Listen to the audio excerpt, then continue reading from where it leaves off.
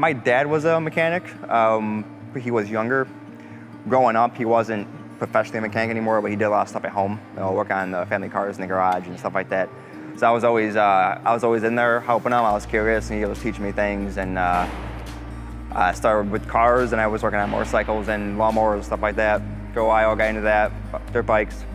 And then one of my friends' dads drove a truck, and he parked it down the street from my house. And I asked him if I could come help him when he's working on his truck in the shop, and he let me come over and help him out. And ever since then, I just kind of fell in love with it and been there ever since. When I was in high school, I went to Lisle East in Frankfurt over here, and one of the reps came in our auto shop class and did a presentation on it, had a whole slideshow and everything on it.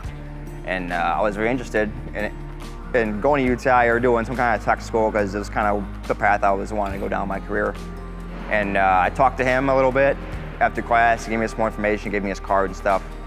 And that was in high school. I think I was in sophomore year or so. So a couple years after that, I graduated, I ended up calling him up and sent an appointment out with my parents, and went. And ever since then, I just kind of fell into place from there. It's a very rewarding industry. You really have to be motivated to do it. You have to want to learn. You have to want to get advice from people and use it to your best extent. It's only going to get better, I think, from here on out. The trucks are getting more complicated, and a lot of guys are going to know how to fix them. They're going to be bringing them more to dealerships, and they're going to need highly trained guys to be able to work on them.